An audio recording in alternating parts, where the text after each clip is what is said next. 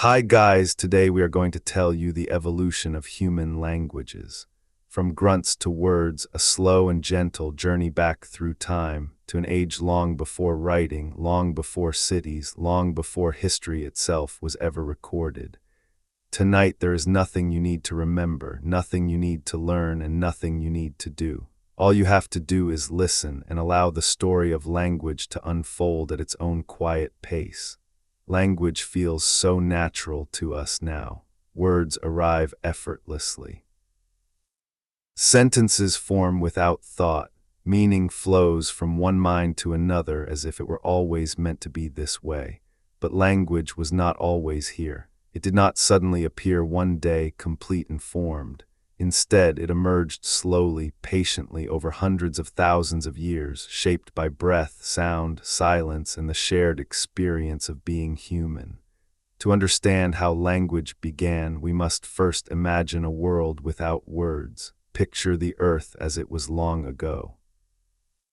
Vast landscapes stretched beneath open skies. Dense forests whispered in the wind. Grasslands rolled endlessly toward the horizon.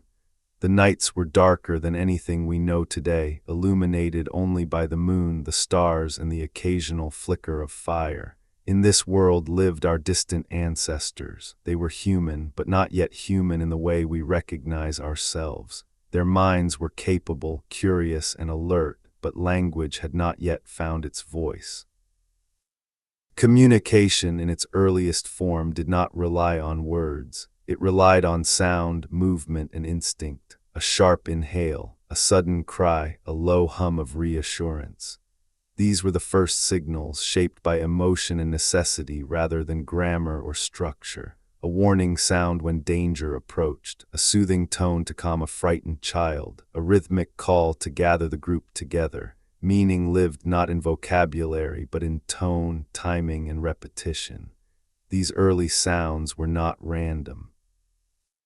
They were rooted in the body itself, the breath, the throat, the chest. Emotion shaped sound long before sound shaped language. Fear tightened the voice, comfort softened it, excitement raised its pitch. Even today, these ancient patterns remain within us. A gasp still signals surprise, a cry still expresses pain. A lullaby still calms without needing explanation. Alongside sound came gesture, hands pointed, heads tilted, bodies lined toward or away from one another.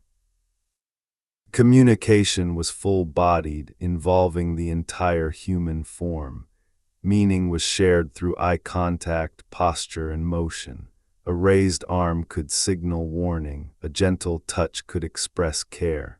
A shared glance could communicate understanding without a single sound being made. For countless generations, this was enough. Life was lived in small groups. Cooperation was essential. Survival depended not on complex ideas, but on awareness, trust, and shared attention.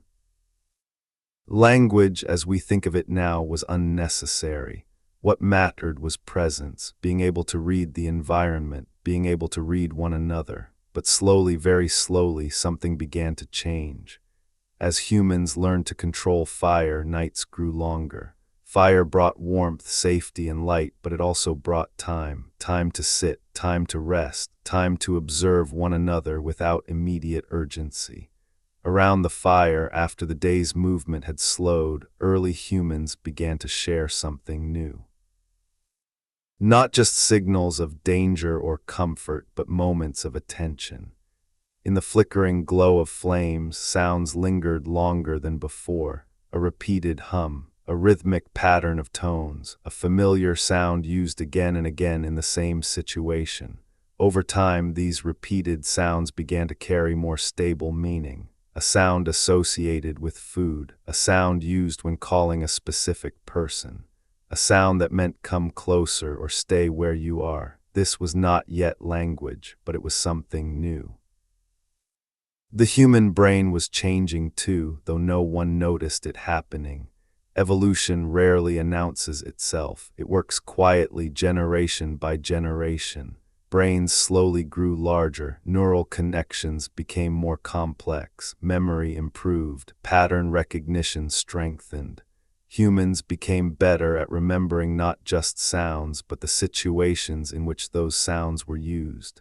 A sound was no longer just a reaction, it became a reference. Imagine an early human making a particular sound whenever fruit was found nearby. Over time, others began to associate that sound with the presence of food, even before seeing it themselves. The sound no longer described emotion, it described reality. This was a profound shift. It allowed humans to share information about things that were not immediately visible, something happening beyond the present moment. Language begins when sound points to something else. As this ability grew, sounds became more deliberate. Mouths learned new shapes, tongues moved with greater precision. Breathing became more controlled. The vocal tract slowly adapted, allowing for a wider range of tones and articulations. Each small biological change expanded the range of possible sounds, and each new sound expanded the potential for meaning. Still, this process took an unimaginable amount of time. Thousands of generations lived and died without ever knowing that they were contributing to the birth of language. There were no first words spoken with awareness, no moment of realization, only gradual shifts barely noticeable within a single lifetime. As groups of humans moved across landscapes following animals, seasons, and water sources, their sounds began to diverge.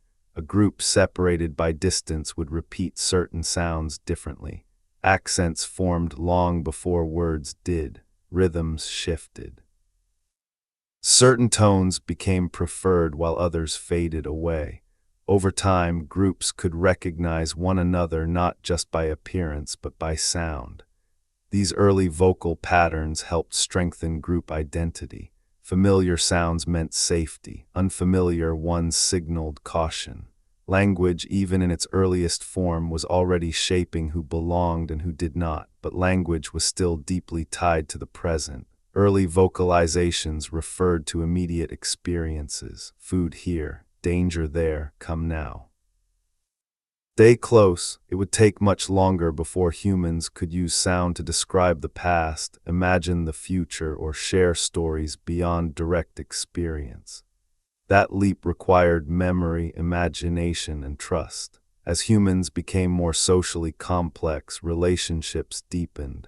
Bonds between parents and children strengthened. Cooperation extended beyond immediate survival. Teaching began to matter. Elders had knowledge worth sharing. Young ones needed guidance not just in action, but in understanding.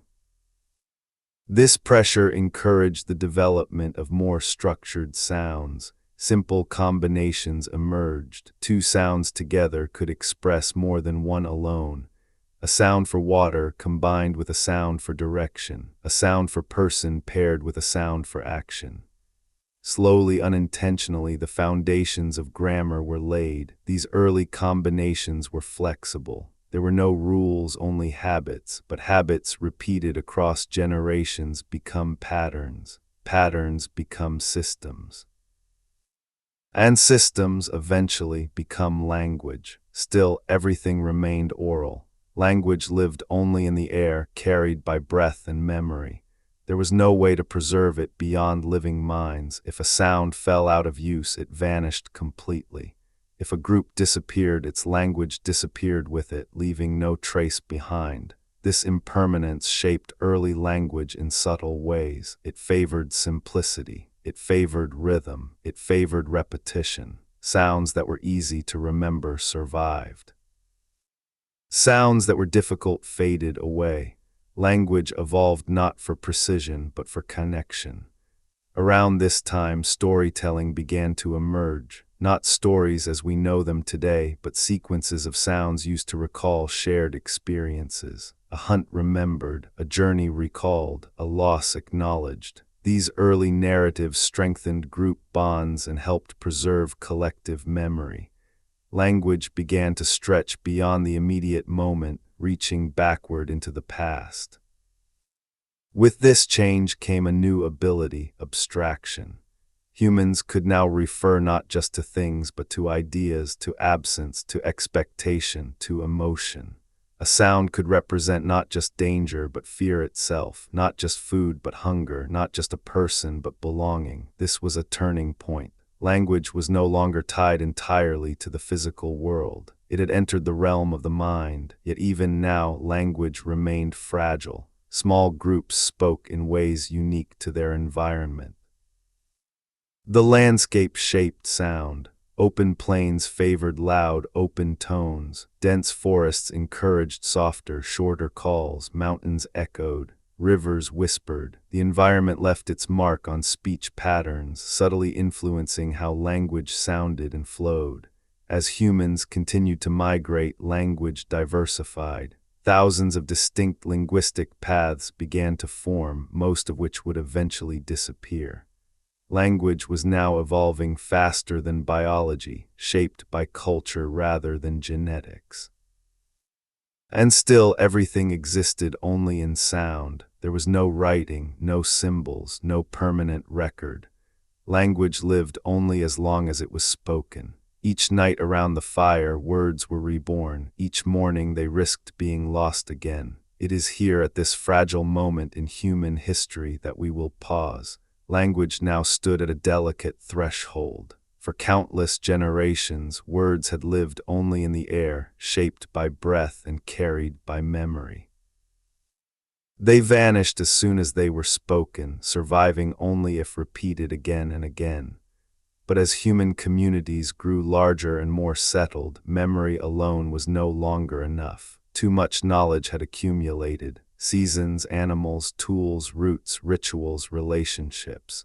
The human mind held much, but not everything forever. Quietly, almost accidentally, humans began to leave marks behind. At first, these marks were not language. They were gestures made permanent. A hand pressed into wet clay, fingers dragged through sand, lines scratched into bone or stone. These markings carried no grammar, no sentences, no spoken sounds. They were traces of presence, proof that someone had been there. Over time, marks began to repeat. A curved line appeared again and again near water sources. A simple shape carved near a familiar hunting ground. Patterns emerged not because anyone planned them, but because humans are creatures of habit. Repetition created familiarity.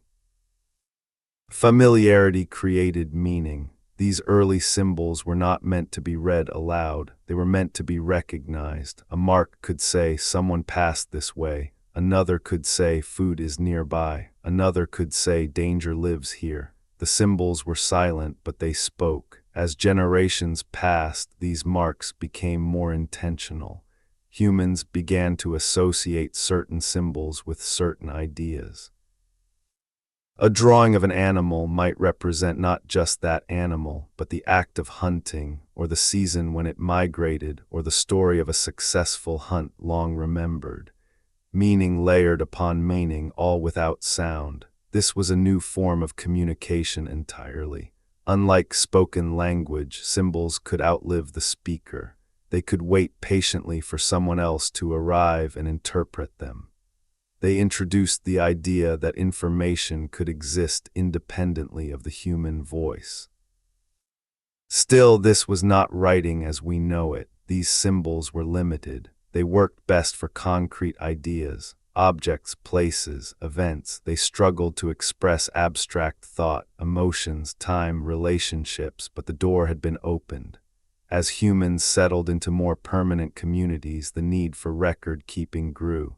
Food had to be stored, resources had to be shared, agreements had to be remembered. Memory alone was no longer reliable enough. Symbols slowly evolved to meet this need.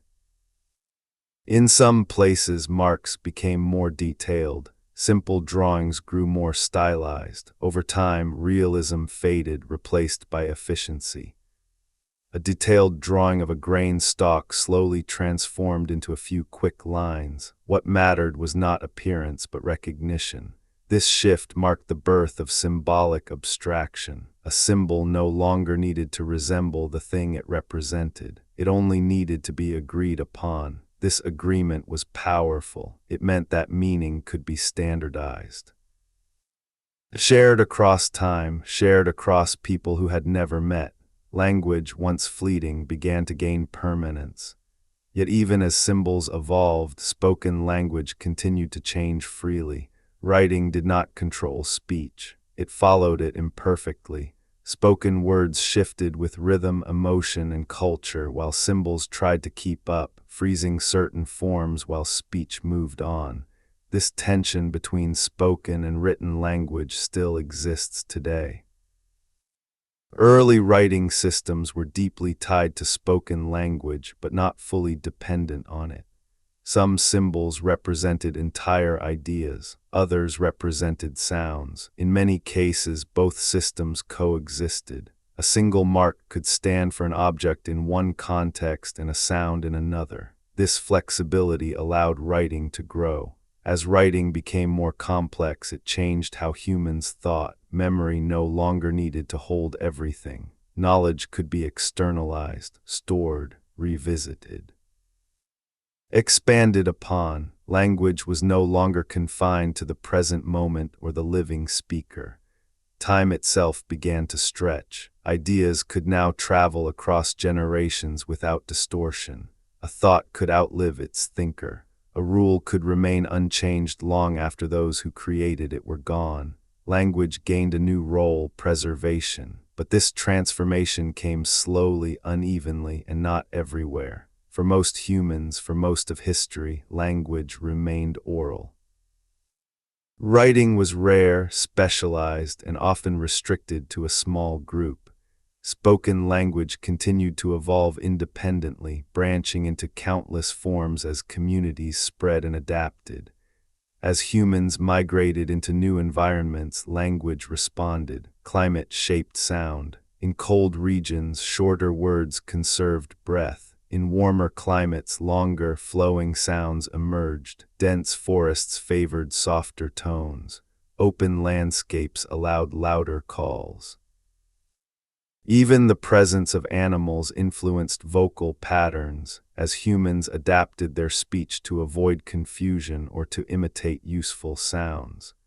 Language was alive, responsive, and deeply human. Over time, families of languages began to form. Languages descended from common ancestors, slowly drifting apart until they became mutually unintelligible. This process happened again and again across the world. A single original language might give rise to dozens, then hundreds of distinct tongues. This diversification was not a sign of division, it was a sign of creativity. Each language reflected the values, environment, and worldview of its speakers.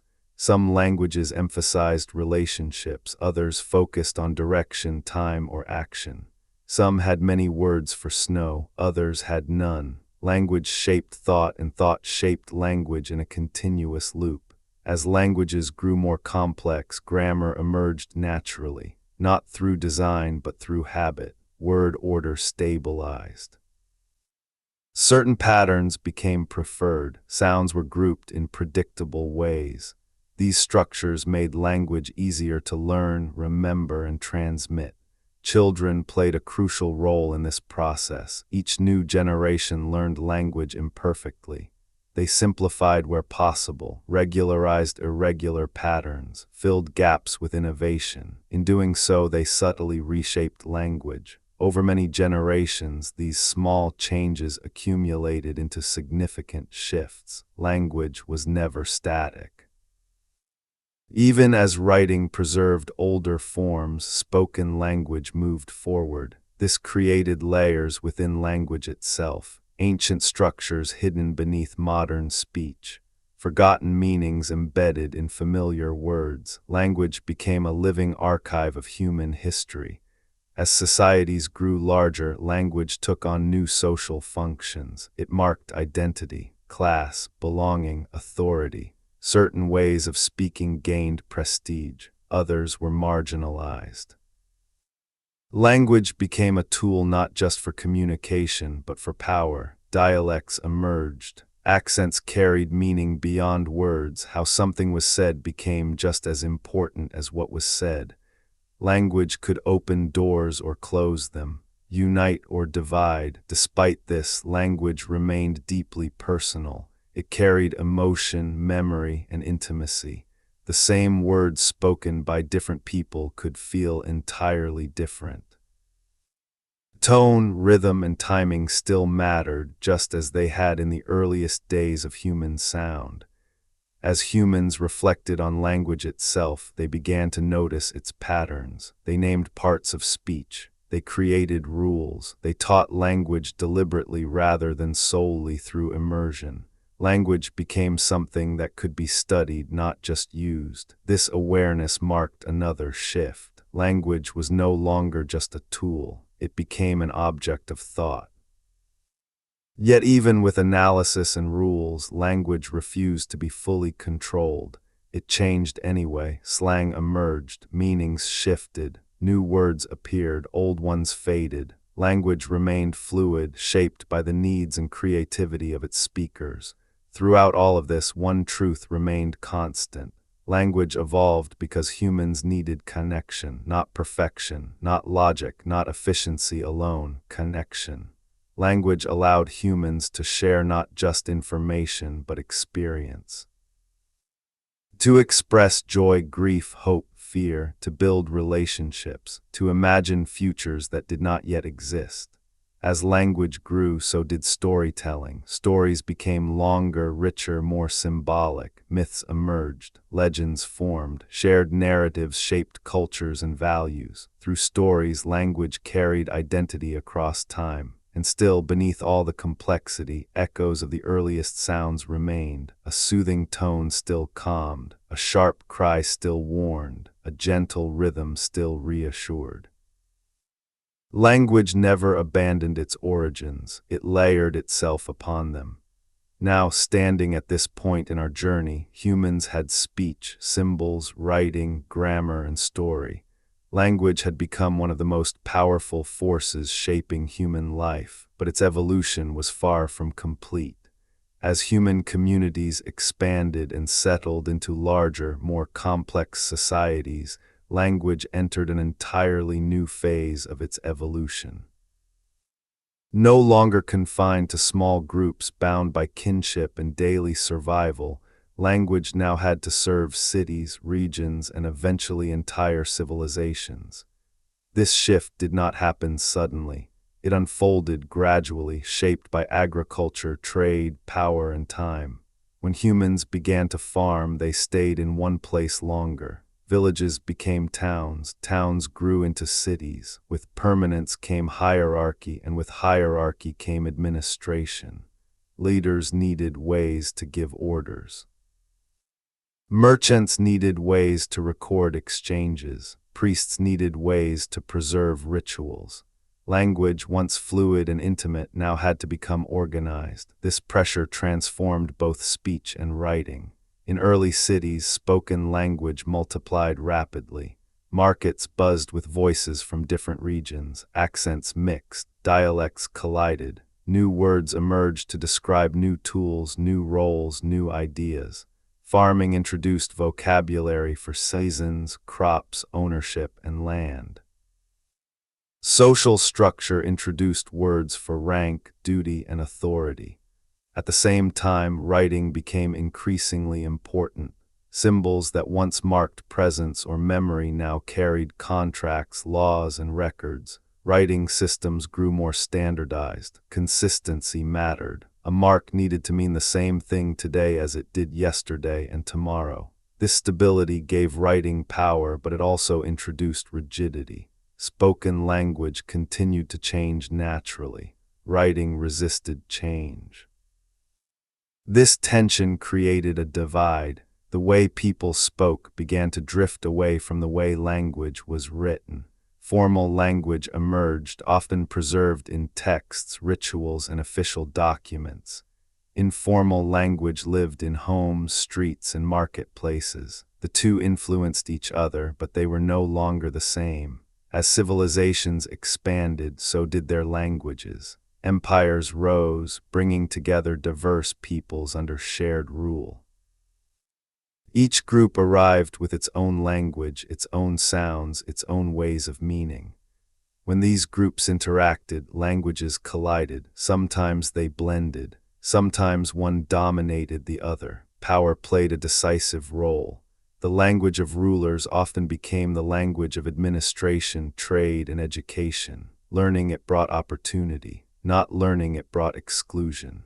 Over generations, local languages absorbed words, grammar, and sounds from dominant tongues. Some survived by adapting. Others slowly faded away. Language death became part of human history. This loss was rarely sudden. It happened quietly. Parents chose to teach their children the dominant language for safety or success. Elders continued to speak the old tongue, but fewer listeners understood. Eventually, a language would fall silent, taking with it a unique way of seeing the world. Yet even as languages disappeared, new ones were born. When speakers of different languages needed to communicate regularly, simplified forms emerged. These early contact languages relied on limited vocabulary and flexible grammar. Over time, as children grew up speaking these simplified forms as their first language, they expanded them. Grammar grew richer, expression deepened, a new language emerged. Language was endlessly creative. Writing systems also diversified. Some focused on sounds representing individual units of speech. Others focused on meaning, representing entire ideas or words. Some blended both approaches. Each system reflected the needs and values of its culture. Writing changed how knowledge was stored and transmitted. Laws could be written down and enforced consistently. Religious texts could be preserved unchanged. History could be recorded, though always through the lens of those who wrote it. But writing also shaped thought. When ideas were written, they could be analyzed, revised, and compared.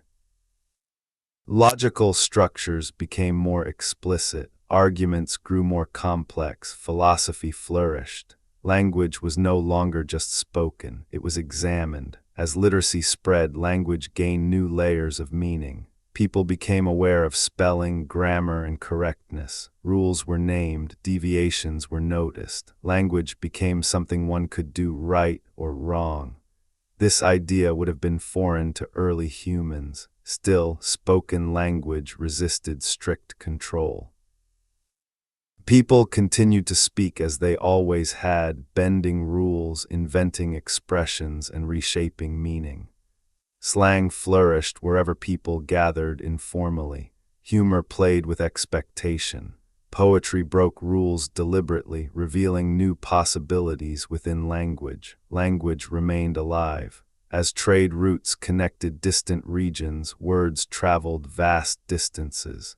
A term from one culture could appear thousands of miles away, transformed by accent and usage.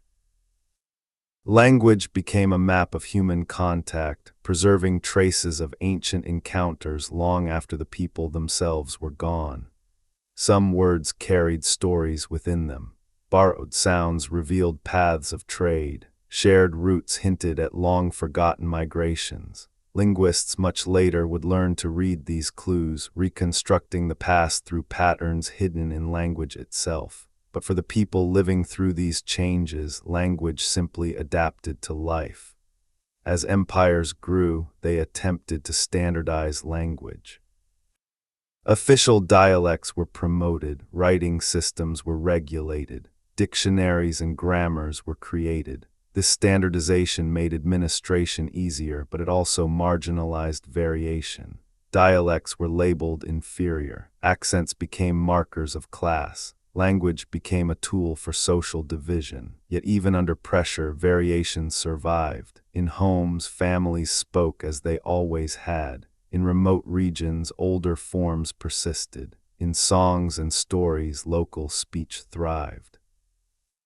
Language lived wherever people lived. Religion played a powerful role in language evolution as well. Sacred texts preserved older forms of language long after everyday speech had changed. Ritual language became frozen in time, repeated word for word across generations. This created a linguistic time capsule, allowing ancient speech to echo in the present. For believers, these words carried divine authority. Changing them felt dangerous. As a result, religious language often remained archaic, even as spoken language evolved around it. This gap deepened the divide between formal and informal speech. Education reinforced this divide. Children were taught to read and write in standardized forms that differed from how they spoke at home. Language became something to be learned consciously, not just absorbed. This awareness changed the relationship between speakers and their own words. Language became an object of pride, shame, effort, and aspiration. Despite all this structure, language continued to surprise. New technologies emerged, each reshaping how language was used. Writing materials improved, texts became easier to copy, knowledge spread more widely.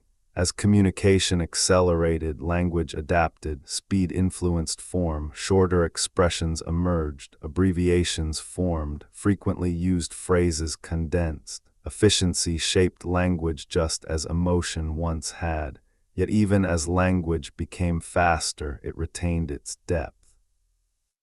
Stories grew more complex, metaphors multiplied, abstract ideas flourished. Humans used language not just to describe the world, but to imagine alternatives.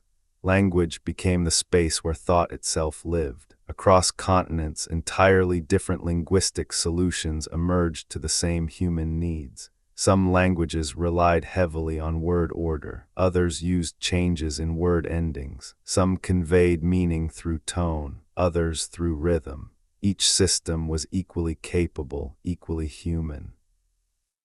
No language was superior, each was perfectly adapted to its community. Still, contact between languages continued to reshape them.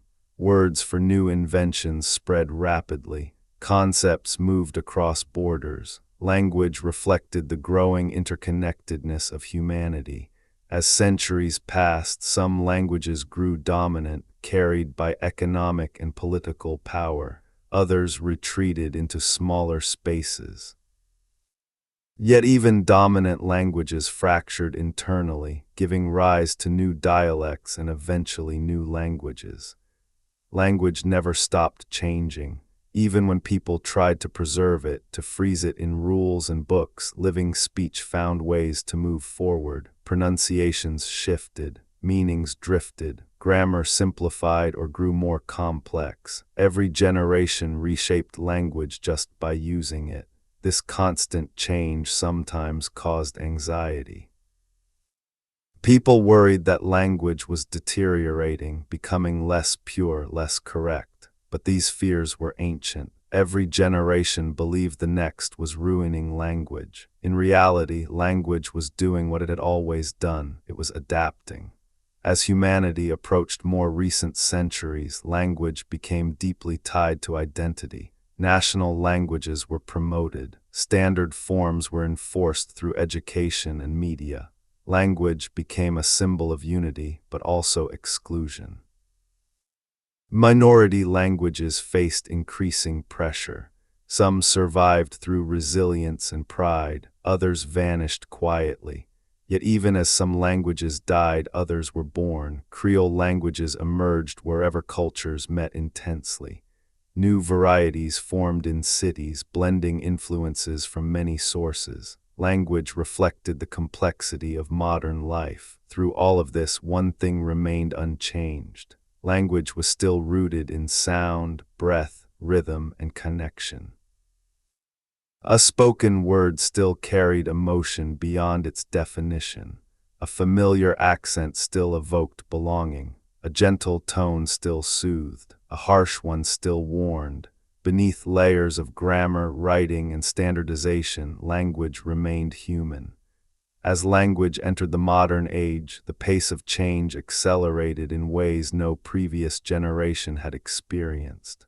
For most of human history, linguistic change unfolded slowly, often imperceptibly, across centuries. Now, within a single lifetime, language could transform dramatically. The ancient rhythm of gradual evolution met the sudden force of technology, and the result reshaped how humans spoke, wrote, and even thought. The invention of printing marked an early turning point. Words that once traveled only as fast as a human voice or a handwritten page could now be replicated with precision and speed. Texts became uniform, spelling stabilized, grammar rules hardened. Language gained a sense of permanence it had never truly possessed before. A word printed in ink felt fixed, authoritative, resistant to change. This shift altered the balance between spoken and written language. Writing, once secondary to speech, now exerted influence over how people believed language should sound. Pronunciations were judged against spellings. Variations were labeled errors. Spoken language, fluid and adaptive by nature, was increasingly measured against static forms. Yet even then, speech continued to move forward. As literacy spread, more people gained access to written language, but they brought their spoken habits with them. The result was tension and creativity. Writers experimented, dialects crept into literature, poetry played with sound. Language resisted uniformity even as institutions tried to enforce it. Then came new waves of technology, each one compressing distance and time. The telegraph shortened messages, encouraging brevity and efficiency. Long sentences gave way to concise phrasing. Meaning had to be delivered quickly, economically. This pressure favored certain structures, shaping how information was framed. Even when the telegraph faded, its influence lingered in the way humans learned to condense ideas. The telephone reintroduced voice, but without physical presence. Tone became crucial, pauses mattered, misunderstandings arose more easily. Without gestures or facial expressions, speakers adapted, new habits formed. Clarifying phrases emerged, language adjusted to fill the gaps left by absence. Radio and television expanded spoken language to mass audiences. Accents became familiar across regions. Certain speech patterns gained prestige simply through exposure. Standardized forms spread not through law but through repetition. Voices heard nightly felt authoritative. Language began to converge in some ways even as it diverged in others. At the same time, popular culture injected new energy into language. Music, film, and storytelling introduced slang, metaphors, and expressions that traveled quickly. Language became playful, experimental, expressive. Words shifted meaning rapidly, fueled by shared cultural moments. Then came the digital age. With the rise of computers and the internet, language encountered an entirely new environment. Communication became instant, global, and text-heavy once again, but unlike print, digital text was informal, flexible, and ephemeral. Messages could be sent, edited, deleted, and forgotten within seconds. This environment favored speed. Abbreviations flourished, words shortened, punctuation softened, capital letters lost their authority. New symbols emerged to convey emotion. Language bent to the limitations of keyboards and screens just as it had once adapted to stone, clay, and paper. Yet something remarkable happened. Even stripped of voice and gesture, humans found ways to restore emotional depth. Repetition conveyed enthusiasm. Spacing suggested pauses. Creative spelling captured tone. Symbols stood in for expressions. Language adapted once again to preserve connection. Digital language blurred the line between speech and writing. Messages were written, but they sounded spoken. Grammar became flexible. Structure loosened. Meaning depended heavily on context. This hybrid form reflected the speed and intimacy of modern communication. As online spaces grew, so did linguistic diversity. Communities formed around shared interests rather than geography. Each developed its own vocabulary, jokes, and rhythms. Words took on meanings understood only within those spaces. Language became a marker of belonging, signaling who was inside and who was not. At the same time, global communication exposed people to more languages than ever before. Borrowing accelerated. Words crossed borders instantly. A term coined in one place could appear worldwide within days. Language became increasingly interconnected, but this connectivity also introduced pressure. Dominant languages expanded their reach through media, education, and technology. Smaller languages struggled for visibility. Some adapted by incorporating digital tools. Others faced decline as younger speakers shifted toward global tongues for opportunity and connection. Still, resilience persisted. Communities found ways to preserve language through storytelling, education, and digital presence. Technology, once seen as a threat, became a tool for revival. Languages previously confined to small regions found new audiences online. Songs, videos, and conversations carried them beyond their traditional boundaries. Language proved adaptable once more. As communication accelerated, attention spans shifted. Language responded. Messages became shorter. Ideas were packaged tightly. Yet alongside this compression, long-form language persisted. Stories, essays, and discussions continued to thrive. Humans still sought depth, reflection, and narrative. Language did not become simpler. It became layered. Formal and informal registers coexisted. A person might use one style at work, another with friends, another online, another at home. Switching between them became a skill. This fluidity reflected the complexity of modern identity. Children growing up in this environment acquired language differently. They navigated multiple registers naturally. They learned to interpret tone from context, to read emotion from subtle cues. Language learning became not just about words, but about navigating social spaces. Once again, children reshaped language. They adopted new expressions, reinterpreted old ones, regularized irregularities. Their innovations spread rapidly through digital networks. Change that once took centuries could now occur in years. This speed caused discomfort. Concerns about language decay resurfaced, louder than ever.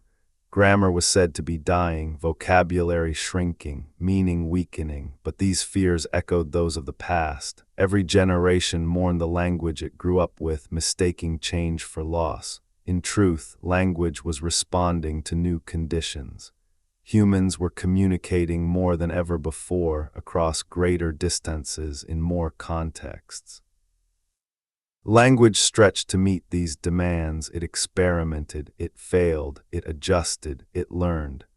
At a deeper level, the structure of language remained stable. Sounds still followed patterns. Grammar still emerged naturally. Meaning still relied on shared understanding. Beneath new forms and symbols, the ancient foundations endured. Breath still shaped sound. Rhythm still guided speech. Emotion still colored words. Even as machines entered the process, language remained human. Technologies began to generate text, translate speech, and analyze patterns. Language became data. Patterns were mapped, rules were formalized, yet these systems relied on human language to function. They learned from what people said and wrote. This introduced a new relationship. Language influenced machines, and machines influenced language. Autocomplete suggested phrases. Translation tools shaped expression. Predictive systems nudged wording. Humans adapted, sometimes unconsciously, to the tools they used.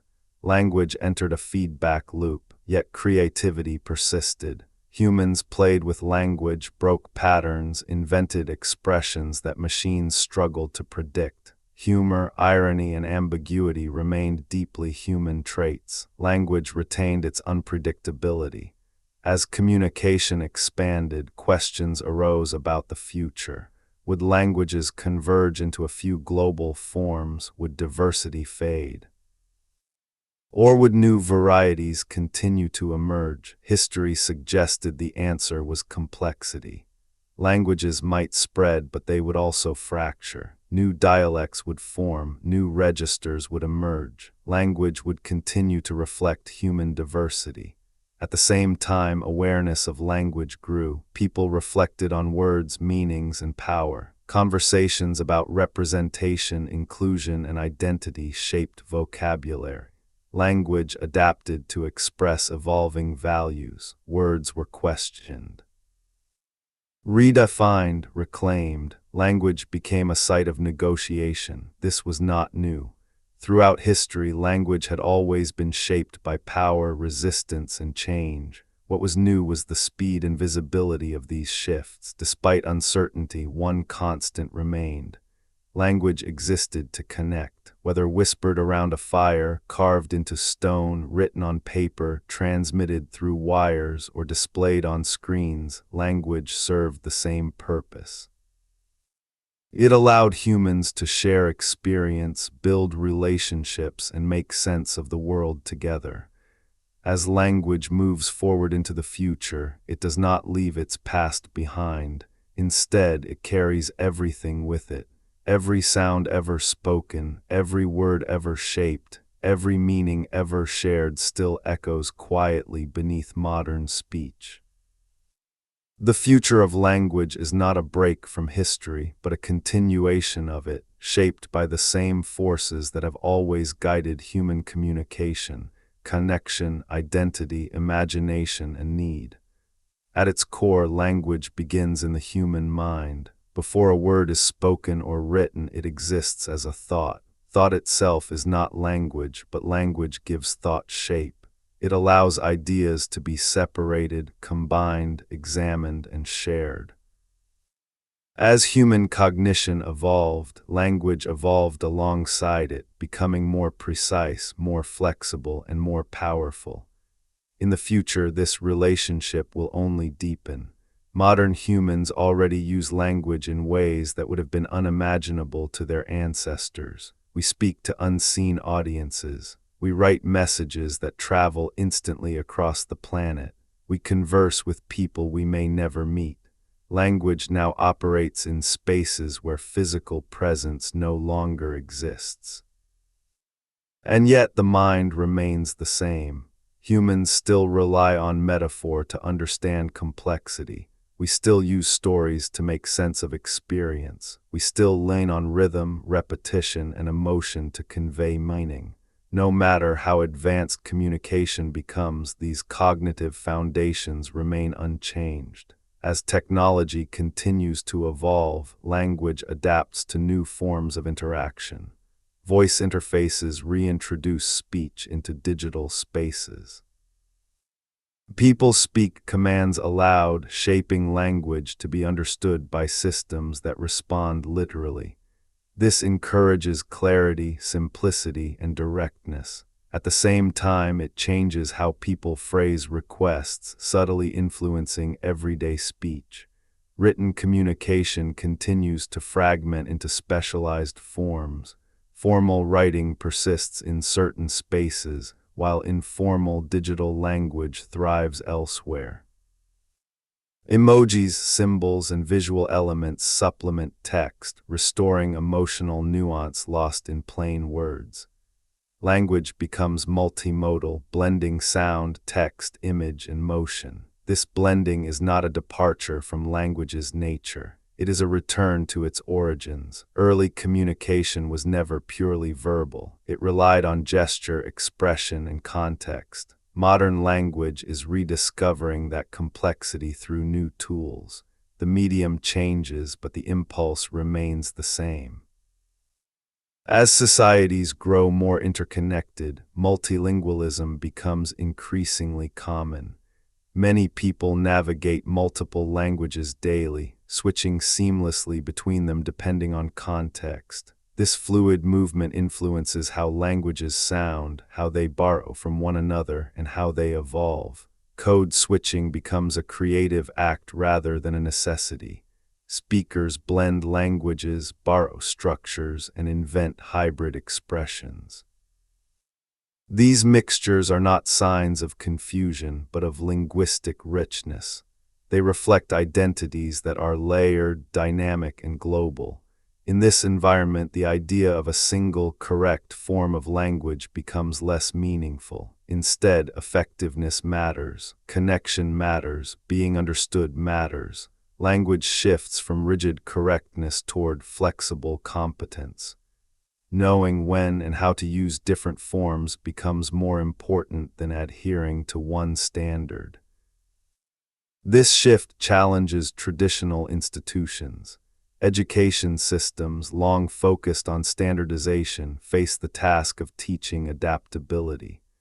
Language instruction must account for variation, context, and change. Rather than freezing language in rules, it must prepare speakers to navigate evolving forms. This does not mean abandoning structure. Grammar and vocabulary remain essential, but they are framed as tools rather than laws. Language becomes something to work with, not something to obey. At the same time, awareness of language's power grows. Words shape perception. Labels influence identity. Narratives guide belief. As societies grapple with questions of justice, inclusion, and representation, language becomes a site of reflection and negotiation. Terms are examined, meanings reconsidered. New words emerge to express experiences previously unnamed. This process is often contested. Language carries history, and history carries pain. Changing words can feel threatening to some and liberating to others. Yet this tension is not new. Throughout history, language has always been shaped by struggle. What is new is the speed and visibility of these debates. Digital spaces amplify voices, changes spread quickly. Language responds in real time. Despite disagreements, one thing remains clear. Language is not neutral. It reflects values. It encodes assumptions. It can harm or heal. Awareness of this gives speakers greater responsibility, but also greater agency. Language becomes not just a mirror of society, but a tool for shaping it. As humans look further ahead, questions arise about the role of artificial systems in language. Machines can now generate text, translate speech, and analyze patterns with remarkable accuracy. They can mimic style, replicate structure, and predict likely word sequences. Yet these systems do not experience meaning. They do not feel emotion, they do not intend connection, they do not share human memory or desire. Their language is derived, not lived. It reflects human usage, but it does not originate from human experience. This distinction matters. Language is more than structure. It is context. It is shared history. It is intention. Humans understand not just what is said, but why it is said. They read between words. They sense irony, hesitation, warmth, and threat. These subtleties arise from lived experience. As humans interact more frequently with artificial systems, language may adapt to accommodate them. Simpler phrasing, clearer structure, reduced ambiguity. At the same time, humans may preserve spaces where language remains richly human, full of nuance and unpredictability. Rather than replacing language, technology becomes another influence shaping it. Throughout history, every new medium has done the same. Stone preserved symbols. Paper spread words, printing standardized language. Digital media accelerated change. Each shift brought anxiety and possibility. Each time, language survived, transformed but intact. Looking even further ahead, language may extend beyond its current boundaries. Neuroscience explores how thought and language intertwine. Future technologies may allow ideas to be shared more directly, bypassing traditional words. Yet even then, language will likely remain. Words do more than transmit information. They create meaning through shared interpretation. Even if humans could share raw thought, they would still need language to shape it, because language is not just about efficiency. It is about relationship. A word spoken aloud carries warmth. A phrase repeated becomes ritual. A story told binds people together. These functions cannot be replaced by speed or precision alone. Language gives humans a way to be together, even when separated by distance or time. As humanity continues to change, language will continue to reflect that change. New environments will produce new expressions. New challenges will demand new words. New generations will reshape language in ways that feel unfamiliar to those who came before, and each time there will be concern.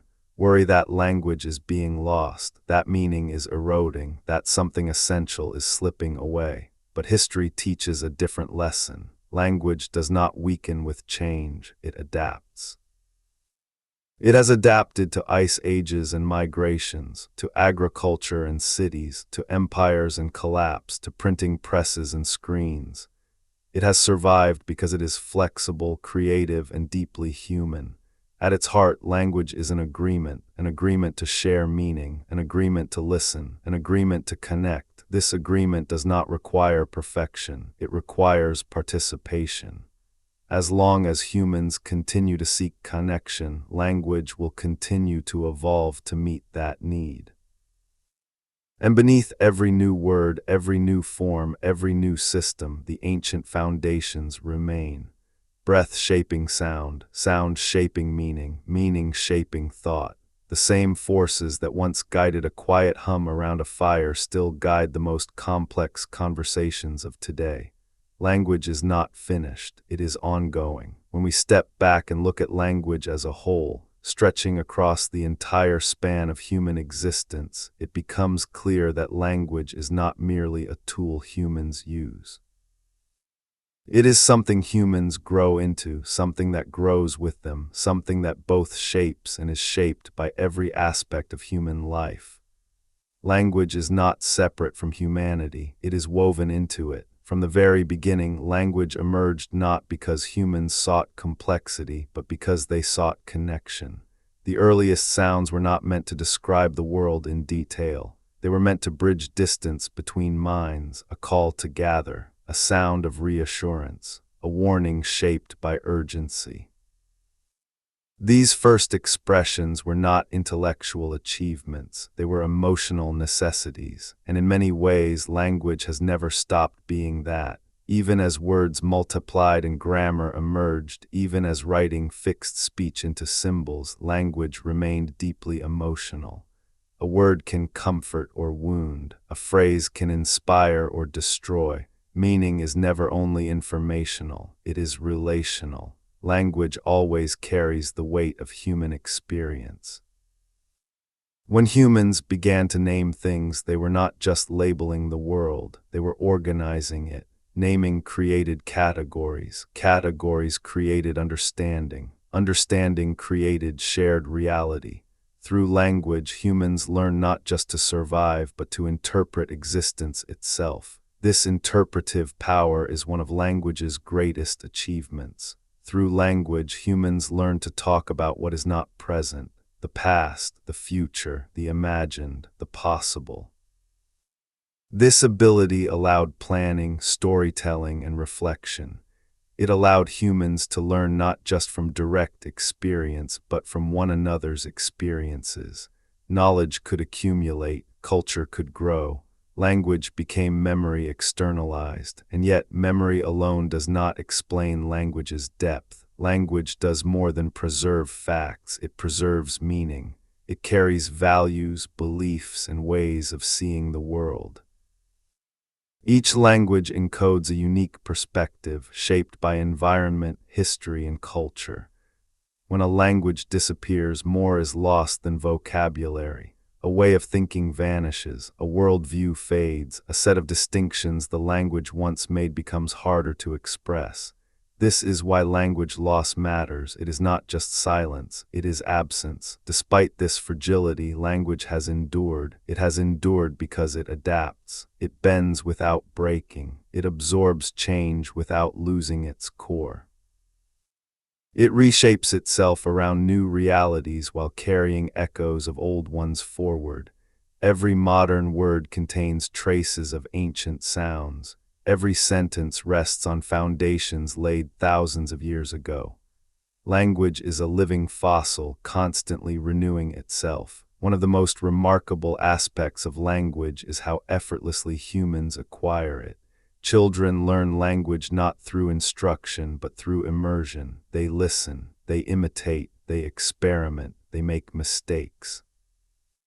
Through this process, they reconstruct language anew each generation.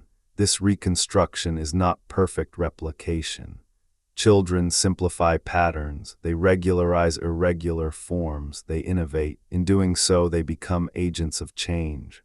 Language evolves because it is learned by imperfect learners. This imperfection is not a flaw, it is the engine of linguistic change. Without it, language would stagnate. As children grow into adults, they carry language forward, adapting it to new circumstances.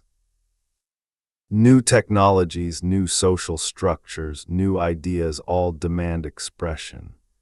Language responds by stretching its existing forms or creating new ones. This creative capacity is infinite. There is no limit to what language can express because language is not fixed. It does not have a final form. It expands as human experience expands. As long as humans encounter new situations, language will find ways to describe them. This adaptability reveals something essential about humanity.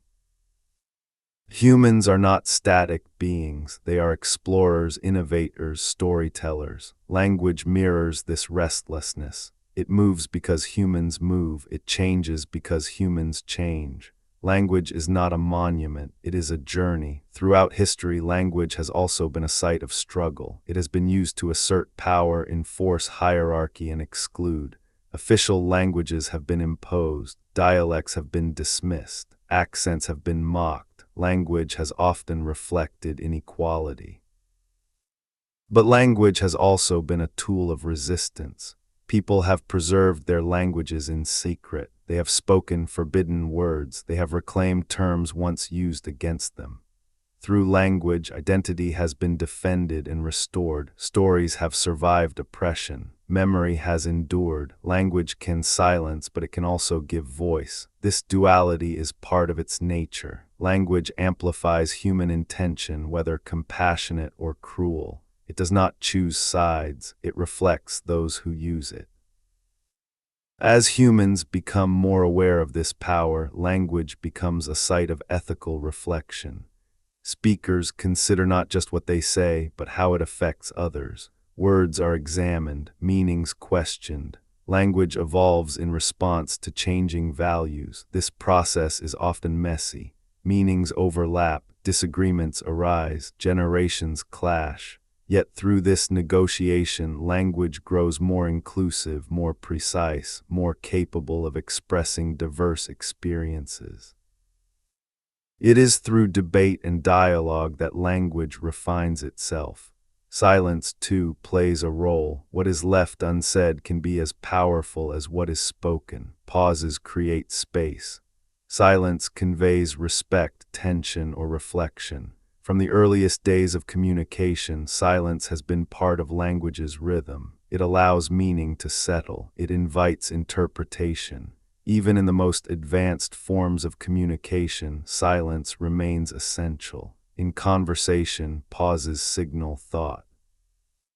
In writing, white space guides the eye. In storytelling, moments of quiet deepen impact. Language is not only about sound or text, it is about timing. This sensitivity to rhythm connects modern language to its ancient roots. Early communication relied heavily on timing, repetition, and pacing. These elements are still present, embedded in speech patterns and narrative structures. Language remembers where it came from.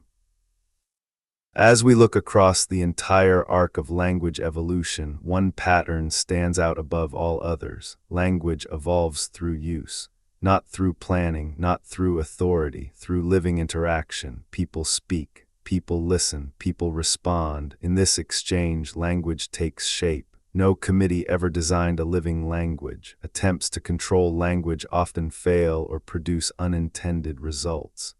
Prescriptive rules may influence formal writing, but everyday speech follows its own logic. It prioritizes ease, clarity, and expressiveness. Language goes where people take it. This freedom is its strength. It allows language to remain relevant. It prevents it from becoming obsolete. It ensures that language can always meet the needs of its speakers, no matter how those needs change. Language also reveals something profound about human cooperation. For language to work, people must share assumptions. They must trust that words will be understood. Communication depends on goodwill. Even disagreement requires a shared framework of meaning. Language is a collective achievement. Every speaker contributes to it, whether consciously or not. Every conversation reinforces patterns or introduces variation. Language is constantly negotiated, moment by moment, across millions of interactions. This collective nature makes language resilient. Even when disrupted by migration, conflict, or technological change, language adapts. It absorbs new influences. It reorganizes itself. It continues. In this sense, language is one of humanity's greatest collaborative creations. It has no single inventor, no final version, no fixed boundaries. It belongs to everyone and no one at the same time. As humans look ahead, uncertainty remains. The future will bring changes no one can fully predict. New technologies will emerge, social structures will shift, environments will change, language will respond as it always has, but the core will endure. As long as humans seek to share experience, language will exist. As long as humans feel, imagine, and remember, language will adapt to express those experiences. From the first breath shaped into sound to the most intricate expression of thought, language remains a reflection of humanity itself. It is imperfect, it is powerful, it is alive. And as we stand at this point in our journey, looking both backward and forward, we can see that language is not merely something humans use to describe the world. It is how humans understand themselves within it.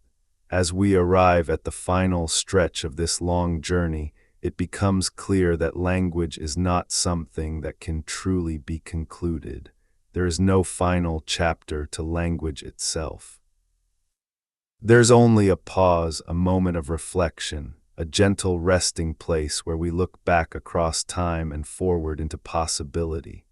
Language continues whether we speak of it or not, carried forward by every human voice that still breathes meaning into sound. From the earliest murmurs shaped by instinct to the vast complexity of modern expression, language has always been an extension of being human. It is how humans locate themselves in the world and in relation to one another. Without language, experience would remain isolated within individual minds. With language, experience becomes shared, remembered, and transformed. At its deepest level, language is an act of reaching outward. Every word spoken is an invitation, an attempt to be understood, a bridge extended from one consciousness to another. Even when language fails, even when misunderstanding occurs, the attempt itself reveals something essential about humanity. Humans are not content to remain alone inside their own thoughts. They seek resonance. This need for resonance shaped language from the beginning. The first sounds were not precise. They were emotional. They carried urgency, comfort, fear, and belonging. Long before language described the world, it expressed relationship. This relational core has never disappeared. Even the most technical language still depends on shared understanding. Even the most abstract expression still relies on common ground. Language creates that ground. It establishes reference points. It allows agreement and disagreement to exist. It enables collaboration. It makes society possible.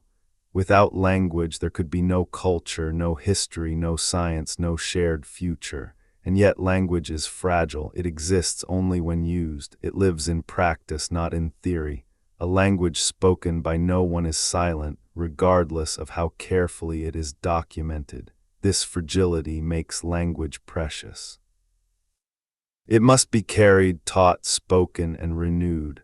Throughout history, countless languages have come and gone. Some vanished without record. Others left faint traces in surviving tongues. Each one represented a complete system of meaning, fully capable of expressing the world as its speakers knew it. None were incomplete, none were lesser. Their disappearance reminds us that language is inseparable from community. When a community dissolves, its language weakens. When a community thrives, its language flourishes. Language is sustained not by rules, but by relationships. It survives where people choose to use it, value it, and pass it on. This truth continues into the present. In a world where communication is faster and broader than ever, language faces both unprecedented opportunity and unprecedented risk. Dominant languages expand rapidly, while smaller ones struggle to maintain speakers. Yet at the same time, tools exist to preserve, share, and revitalize languages that once might have disappeared. The future of language is not singular, it is plural. Some languages will continue to spread widely, others will persist in smaller spaces. New forms will emerge, old forms will be rediscovered. Language will not converge into a single voice. Human diversity ensures that it cannot, because language is shaped by experience, and human experience is endlessly varied. Every place, every culture, every generation brings something new. Language absorbs these differences and reflects them back. It becomes a living record of human creativity. Even within a single language, variation is constant. Accents shift, meanings drift, expressions rise and fall. What feels natural to one generation may sound strange to the next. This change is not decay, it is renewal. Language renews itself by being used, and in this renewal, memory persists. Older forms do not disappear completely. They linger beneath the surface, influencing structure and sound. Etymology traces these layers, revealing how modern speech is built upon ancient foundations. In this way, every conversation is historical. When we speak, we draw unconsciously on patterns shaped thousands of years ago. Our sentences follow rhythms inherited from distant ancestors. Our words carry echoes of lives long gone. Language connects us not only to each other, but to all who came before. This continuity is one of language's quiet miracles. It allows a child today to understand ideas formed centuries ago. It allows stories to cross time. It allows human knowledge to accumulate rather than reset with each generation. Language is humanity's long memory. Yet language is not only about preservation, it is also about imagination. Through language, humans envision worlds that do not yet exist. They plan, dream, and speculate. They tell stories not just of what was, but of what could be. This imaginative power has shaped history. Ideas expressed in language have inspired movements, inventions, and transformations. Words have started revolutions and healed divisions. They have built institutions and dismantled them. Language does not merely reflect reality, it helps create it, because humans act on stories they believe. The stories a culture tells itself influence its values, its goals, and its sense of meaning. Language carries these stories forward, adapting them as circumstances change. Through storytelling, societies negotiate identity and purpose. Even personal identity is shaped by language. The words available to describe oneself influence how one understands oneself. Language provides categories, but it also offers flexibility. As language evolves, new ways of being can be named and recognized. This naming grants visibility. It allows experience to be shared. In this sense, language is liberating, but it can also constrain. If a language lacks words for certain experiences, those experiences can feel isolating. If certain forms of expression are discouraged or forbidden, voices are silenced. Language reflects power structures as much as it reflects creativity. Recognizing this gives humans the ability to change language deliberately. While no one controls language entirely, communities can influence it. They can choose inclusive terms. They can challenge harmful expressions. They can create new words where old ones fail. This conscious engagement with language reflects a deeper awareness of its impact. Language becomes not just a medium, but a responsibility. As humans move further into the future, this awareness will likely grow. Communication technologies will continue to evolve. New forms of expression will arise. Language will adapt as it always has, but the essence will remain unchanged. Language will still be learned through listening. It will still be shaped by emotion. It will still depend on shared understanding. No matter how advanced communication becomes, language will remain rooted in human experience. Even if one day thoughts could be transmitted directly, language would still matter. Because language is not just about transferring information, it is about interpretation. It is about meaning shaped through culture, memory, and relationship.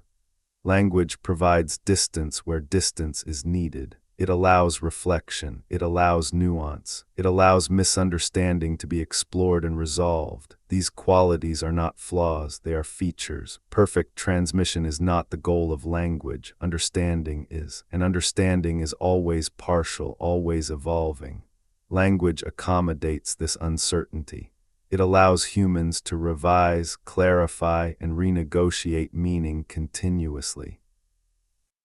This flexibility is why language survives. It bends without breaking. It absorbs shock. It reconfigures itself around new realities. It is not fragile in its essence, only in its presence. As long as people speak, language lives. As we reach the end of this narration, it is worth returning to where it all began, a human breath, a sound shaped by emotion, another human listening.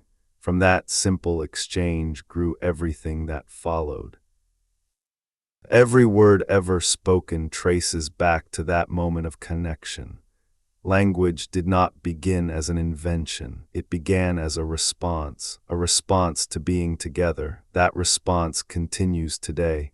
Every conversation renews the ancient agreement to share meaning. Every story retold keeps memory alive. Every new word coined extends the boundaries of expression. Language is not finished. It will never be finished. Because as long as humans continue to live, feel, and imagine, language will continue to evolve with them. And in that ongoing evolution lies one of humanity's most enduring achievements. The ability to reach beyond the self, to share the inner world, and to find connection through sound, symbol, and meaning. This is why language matters. This is why it has always mattered. And this is why, from the first quiet sound to the endless expressions still to come, language remains one of the deepest and most defining expressions of what it means to be human. As this journey continues, we move into a quieter space of reflection, where language is no longer examined only as a system or a tool, but as a lived presence woven into every moment of human life. Language is not something humans turn on and off. It accompanies waking and sleeping, thought and action, solitude and community. It is always there, shaping perception even when it is not consciously noticed. From the moment a human wakes, language begins its work. Thoughts often arrive already shaped as words. Even silence carries linguistic structure because the mind has learned to organize experience through language. Objects are recognized by names. Emotions are interpreted through familiar terms. Time is divided into past, present, and future through linguistic categories learned early in life. This internal language becomes a companion. It guides decision-making, reflection, and imagination. When humans rehearse conversations in their minds, they are using language to anticipate social interaction. When they recall memories, language helps structure those recollections.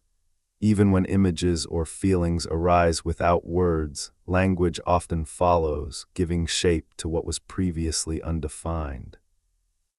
This way, language becomes the lens through which reality is experienced.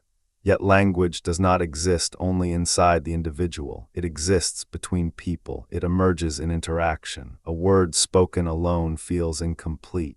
Language seeks response. It seeks acknowledgement. Even written language imagines a reader. Even a whispered thought carries the echo of shared meaning. This relational nature is fundamental. Language is not simply transmitted, it is co-created. Meaning emerges through exchange. A sentence gains its full sense only when heard, interpreted, and responded to. This process is dynamic, shaped by context, relationship, and intention. Two people can use the same words and mean entirely different things. Two people can use different words and understand each other perfectly. Meaning is not fixed in language itself, it lives in use. This fluidity allows language to remain flexible across cultures and contexts. When humans encounter others who speak differently, they adapt, they simplify, clarify, gesture, repeat. Communication finds a way. Language bends toward understanding. This adaptability has allowed humans to cooperate across vast differences, building societies that include diverse voices. At the same time, language marks difference. Accents signal origin. Vocabulary signals belonging. Certain expressions identify in groups and out-groups. Language can unite, but it can also exclude. These dual functions coexist. They reflect the human tendency to form identity through distinction as well as connection. Language becomes a marker of self. People often describe themselves through language, native language, mother tongue, first language. These phrases reveal emotional attachment. Language carries memory, intimacy, and a sense of home. Hearing one's own language spoken by others can evoke comfort, nostalgia, or pride. This emotional bond is powerful. It explains why language loss can feel like loss of identity. When a language fades, the memories encoded in its sounds and rhythms fade as well. Stories become harder to tell. Certain emotions become harder to name. Something deeply personal disappears, yet language also allows reinvention. People learn new languages and adopt new ways of expression. They reshape identity through speech. They belong to multiple linguistic worlds at once. This multiplicity reflects the complexity of modern life, where identity is layered rather than singular. Language accommodates this complexity. It allows people to shift tone, register, and style depending on context. A person may speak one way with family, another at work, another with friends, another online. These shifts are not signs of inconsistency. They are signs of linguistic competence. Knowing how to speak differently in different situations is a sophisticated skill. It requires awareness of social cues, power dynamics, and emotional context. This skill develops gradually through observation and practice. Children learn not only words, but when and how to use them. They learn what can be said aloud and what should remain implied. Language teaches social boundaries. In this way, language is a teacher. It conveys norms, values, and expectations. Through language, children learn what is praised, what is discouraged, what is acceptable, and what is forbidden. Stories, instructions, and corrections all shape behavior. Language carries culture forward, yet language also allows challenge. New words can question old assumptions. New expressions can disrupt established norms. Language evolves alongside social change, sometimes leading it, sometimes following. Words become sites of negotiation, reflecting shifts in belief and identity. This ongoing negotiation keeps language alive. If language were fixed, it would no longer reflect human reality. It would become detached, outdated, unable to express new experiences. Instead, language remains responsive. It grows where growth is needed. Even silence evolves. In some cultures, silence signifies respect, in others, discomfort. These meanings are learned through language even when language is absent. Pauses, hesitations, and omissions all communicate. Language includes what is unsaid as much as what is spoken. This subtlety gives language depth. It allows meaning to be layered. A simple phrase can carry irony, affection, or warning depending on tone and context.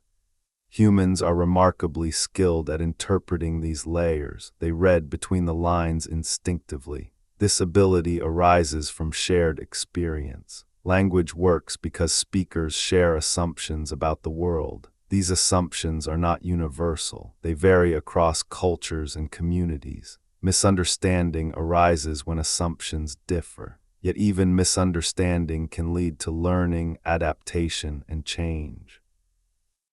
Language grows through friction.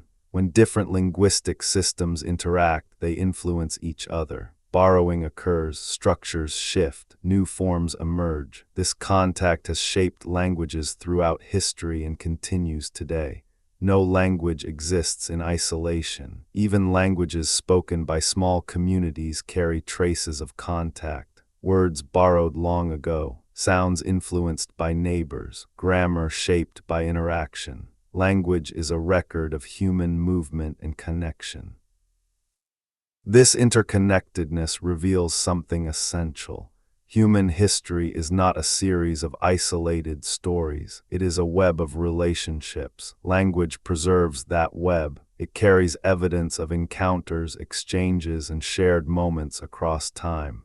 As technology continues to reshape communication, this interconnectedness becomes more visible. People encounter languages they may never speak fluently. They hear accents from distant places. They read translations instantly.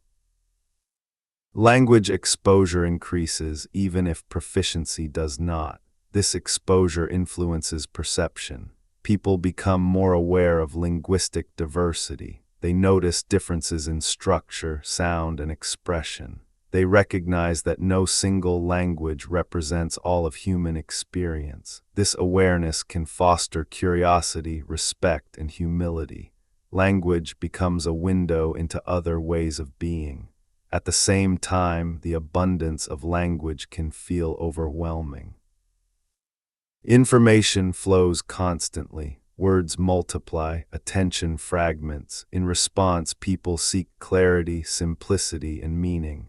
Language adapts again, offering new forms of expression. Minimalism emerges alongside abundance. Short phrases carry depth. Simple words convey complex emotion. Silence regains value. Language oscillates between expansion and reduction, always adjusting to human need. This oscillation is not new. Throughout history, language has moved between elaboration and economy. Epic storytelling and concise instruction have always coexisted. Poetry and command, song and silence, language contains multitudes. As humans continue to navigate uncertainty, language remains a guide. It allows people to make sense of change, to share fear and hope, to imagine futures and mourn losses. Language does not eliminate uncertainty, but it makes it bearable by allowing it to be shared. Shared uncertainty becomes community. In times of crisis, language becomes especially important. People seek words to explain, to reassure, to organize. New terms arise to describe new realities. Old words take on new weight. Language responds quickly when stakes are high. This responsiveness reflects its close connection to human emotion. Language is not neutral, it is charged with feeling. Even technical language carries emotional undertones shaped by context. A diagnosis, a declaration, a promise. Words matter because people care. This care is what sustains language. People invest in language because it affects their lives. They argue over words because words shape reality. They preserve languages because languages carry memory. They create new expressions because existing ones are insufficient. Language is a living response to human need. As this part of the journey draws to a close, it becomes clear that language cannot be separated from humanity's ongoing story. It is both a product and a driver of change. It reflects who humans have been and who they are becoming. There is no point at which language stops evolving. Even now, new words are forming, new meanings emerging, new patterns taking shape. Language continues quietly, constantly, shaped by millions of voices acting together. In the quiet moments of human life, language takes on a different form. It softens, it slows. It no longer rushes to explain or persuade. Instead, it settles beside us, offering comfort, familiarity, and presence. These are the moments when language is not used to build systems or record history, but to soothe the human mind and accompany it into rest. From the earliest days of humanity, language has been part of rest. Long before formal stories or structured speech, humans gathered at night, close to one another, drawn together by warmth and safety. The day's movements had ended, the hunt was over, the fire burned low. In these moments, language became quieter, sounds were gentle, voices lowered, speech was no longer urgent. These nighttime sounds were among the earliest forms of calming language. A low hum, a repeated phrase, a rhythmic pattern of sound. These were not meant to convey new information. They were meant to reassure, to signal safety, to let others know they were not alone in the dark. This is where lullabies were born, not as songs with words and melodies as we know them today, but as vocal rhythms shaped by care.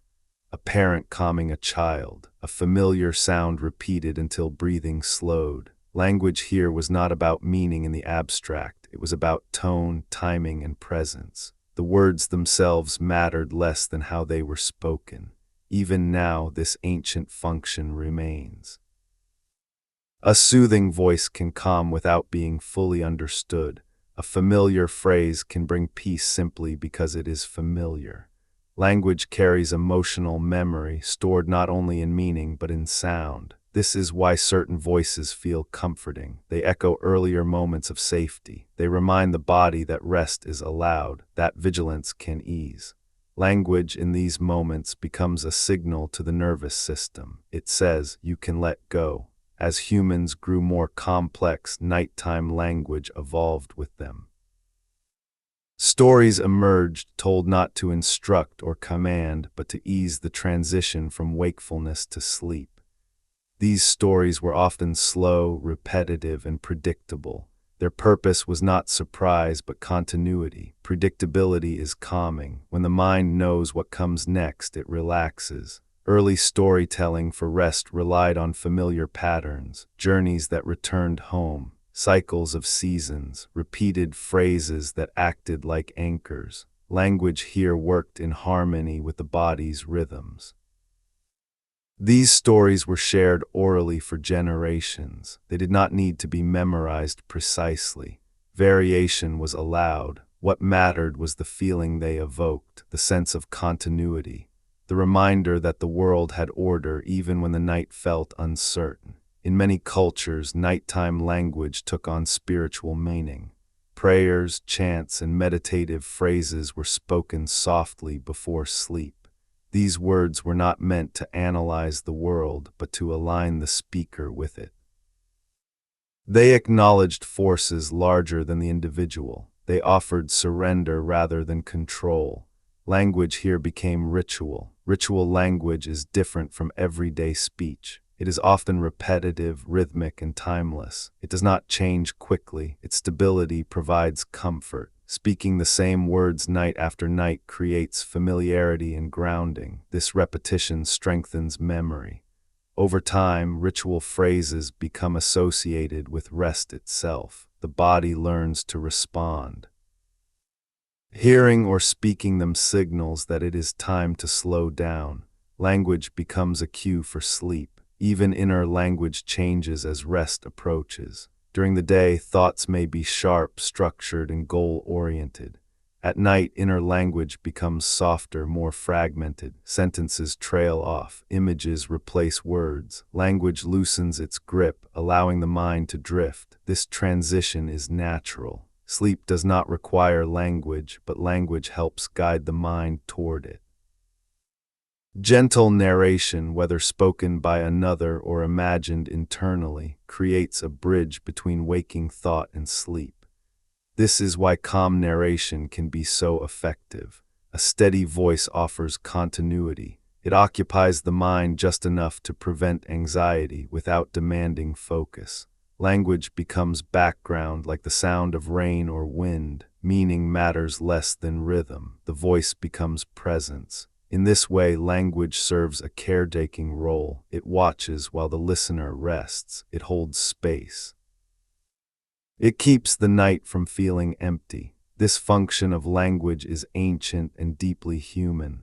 Across cultures, bedtime language shares common features. It is slower, softer, more repetitive. It avoids sharp contrasts or sudden shifts. It favors description over action. It lingers. These patterns are not arbitrary.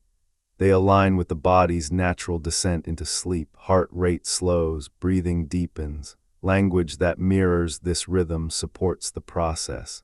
Fast, complex language stimulates. Slow, gentle language calms. The structure of calming narration reflects this. Sentences are longer, pauses are more frequent, ideas flow without urgency. There is no pressure to remember or respond. Language becomes permissive. It allows the mind to rest. Even adults long past childhood respond to this kind of language. The need for reassurance does not disappear with age. It simply becomes quieter. A familiar voice, a gentle story, a calm explanation can still provide comfort. This is because the emotional layers of language remain active throughout life. Language carries associations formed early. A tone of voice heard repeatedly during calm moments becomes linked to safety. Later, encountering similar tones can trigger relaxation automatically. Language then becomes a form of memory, not memory of facts, but memory of feeling. This is why certain words or phrases feel soothing even without conscious meaning. They echo past experiences of care. Language becomes a bridge across time, connecting present rest to earlier moments of comfort. In modern life, this function of language is often overlooked. Language is frequently used to persuade, inform, or entertain. It is fast, efficient, and stimulating. Yet the human need for calming language remains. When life becomes overwhelming, people seek out voices that slow things down. They turn to gentle narration, to audiobooks, to calm explanations, to familiar stories retold without urgency. This return is instinctive. It reflects a deep understanding embedded in human experience that language can regulate emotional state. It can activate calm as surely as it can activate alertness. Language is not just cognitive, it is physiological. The sound of a voice affects breathing. The rhythm of speech influences heart rate. The predictability of language reduces stress. These effects operate beneath conscious awareness. This is why listening can be so powerful. Unlike reading, listening allows the body to rest while the mind is gently occupied. The listener does not need to control the pace. The voice carries them along. Language becomes an external support. In this role, language resembles companionship. It keeps watch. It fills silence without demanding attention. It allows the listener to drift in and out of awareness. Meaning can fade and return without consequence. This permissiveness is essential for rest. Language that demands comprehension keeps the mind alert. Language that allows partial listening encourages sleep. Gentle narration accepts inattention as part of the process. This acceptance is key. It mirrors the way early caretakers spoke to children. There was no expectation of response, no requirement to understand fully. The presence itself was enough. That presence still matters. In moments of loneliness, language can provide a sense of connection. A voice, even distant or recorded, can reduce isolation. It reminds the listener that others exist, that human connection is possible. Language, in this sense, becomes relational even when one is alone. This is not illusion. It is a real response to shared patterns. Hearing a human voice engages social cognition. The mind responds as if in company. This response can be comforting, especially at night. Throughout history, humans have relied on language to accompany them through darkness. Darkness is not only physical, it can be emotional, cognitive, existential. Language offers a way through, not by eliminating uncertainty, but by making it bearable. Stories told at night often acknowledged uncertainty. They spoke of journeys, transformations, and returns. They reminded listeners that change was part of life and that rest followed effort. Language framed experience in a way that made it manageable. This framing remains important. At night, worries often surface. The mind revisits unresolved thoughts. Gentle language can redirect attention without confrontation. It offers a different focus, one that is non-threatening. Language becomes a guide, not leading forcefully but suggesting gently, describing landscapes, recalling simple patterns, naming things slowly.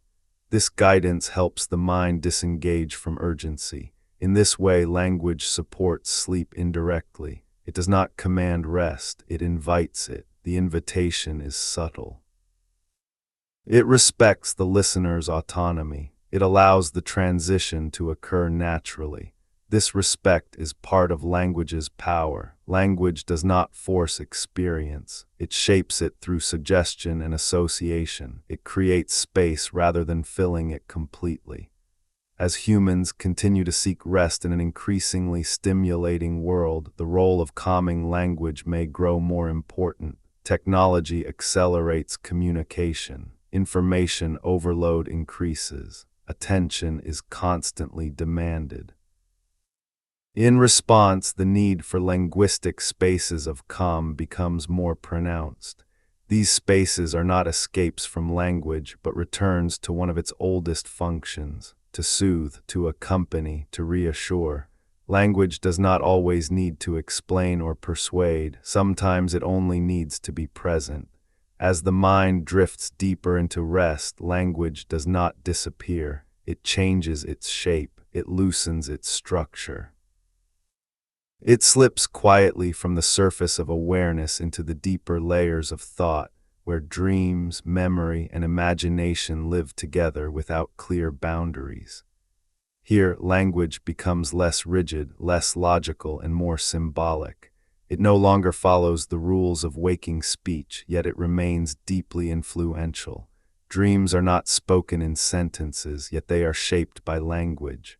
Images arise, emotions surge, scenes unfold, but beneath it all, language provides structure. Concepts learned through words guide interpretation. Symbols gain meaning because language has taught the mind how to associate ideas. Even when words are absent, their influence remains. A door in a dream feels like an entrance or an exit because language has given the concept of a door meaning. A journey feels purposeful because stories have shaped the idea of journeys. Language informs the emotional logic of dreams, even when it is not explicitly present. In this way, language reaches into the subconscious. It provides the framework through which the mind organizes experience, even in states where conscious control is relaxed. Dreams are not random. They are shaped by memory, emotion, and meaning, all of which are intertwined with language. The earliest humans likely dreamed before they spoke, but once language emerged, dreaming changed. Stories entered sleep. Narratives formed. Experiences were replayed, reimagined, transformed. Language allowed the mind to weave experiences together in new ways. Dreams became a space for rehearsal, reflection, and emotional processing. This function remains today. During sleep, the mind revisits unresolved experiences. It integrates new information. It explores possibilities. Language influences this process by providing categories and associations. Even abstract emotions gain form through linguistic concepts learned while awake. This is why dreams often feel meaningful, even when they are strange. The meaning does not come from logic, but from association. Language has taught the mind how to associate one thing with another. These associations persist in dreams, guiding interpretation. Sometimes words appear directly in dreams. A phrase repeats, a name is spoken, a sentence echoes. These moments reveal how deeply language is embedded in thought. Even when the conscious mind rests, language remains active. Inner speech, which often quiets during deep sleep, can re-emerge in lighter stages. The mind may rehearse conversations, imagine dialogue, or revisit past exchanges. Language becomes a tool for emotional processing, even when no external communication is occurring. This internal dialogue is not always clear or coherent. It may fragment, overlap, or dissolve into imagery, yet its presence reflects the mind's reliance on language to make sense of experience. Even in rest, humans are meaning makers. Memory plays a crucial role here. Memories are not stored as exact recordings. They are reconstructed each time they are recalled. Language influences this reconstruction. The words used to describe a memory shape how it is remembered. Over time, language can alter memory itself. This is not distortion alone. It is adaptation. Memories are adjusted to fit current understanding. Language provides that understanding. It frames events, assigns causes, and interprets outcomes. Through language, memory becomes narrative. Dreams often draw from these narratives. They remix memory fragments, emotional themes, and imagined futures. Language supplies the connective tissue. It links disparate elements into experiences that feel cohesive, even if illogical. This narrative quality of dreams reflects the narrative nature of human thought. Humans understand life through stories, beginnings, middles, and endings, causes and effects, challenges and resolutions. Language teaches this structure, and the mind applies it everywhere, including in sleep. Even nightmares follow narrative logic. They build tension, they present threats, they lead toward escape or confrontation. Language shapes these patterns by teaching the mind how stories unfold. In this sense, language does not rest when the body does. It continues quietly, shaping inner experience. As humans wake from sleep, language often rushes back in. Dreams are translated into words. Feelings are named. Experiences are explained or dismissed. Language reasserts its organizing role. This translation is imperfect. Dreams resist language. They lose something when put into words, yet the attempt to describe them reveals how deeply language is tied to understanding. Humans want to explain even what cannot be fully explained. This desire extends beyond dreams. Throughout waking life, humans use language to process emotion. When something is difficult, people talk about it. They write. They name feelings. This naming does not eliminate emotion, but it makes it manageable. Language gives shape to inner life. Without words, emotions can feel overwhelming. With words, they become recognizable, shareable, less isolating. This is why people seek language in moments of distress. They want to articulate what they feel. Even when words fail, the attempt matters. It signals a willingness to engage with experience rather than avoid it. Language provides a bridge between inner experience and external support. In this way, language is therapeutic. It allows reflection, it creates distance, it enables perspective. By turning experience into language, humans can examine it from different angles. This process continues even in quiet moments. Inner monologue, though often unnoticed, accompanies daily life. It comments, evaluates, reassures, criticizes. This inner voice is shaped by language learned from others. Caregivers, teachers, peers, their words become internalized. Over time, the inner voice becomes familiar. It guides behavior, it shapes self-perception. It can be kind or harsh, supportive or critical.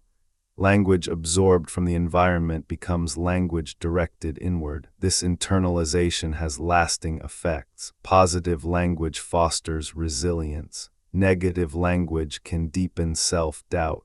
The words people hear repeatedly become the words they use to describe themselves. This influence underscores the power of language. It does not merely describe experience. It shapes it. It becomes part of identity.